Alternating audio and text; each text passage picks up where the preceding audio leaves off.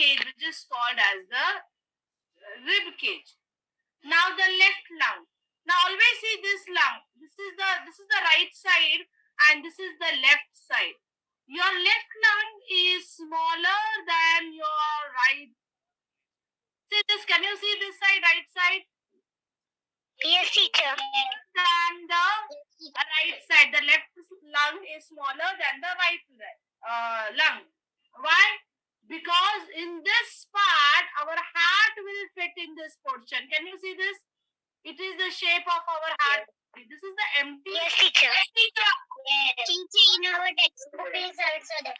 Yes. So that in this space, what can be fixed? Your heart can be fixed in this space. Okay. Now, what happens?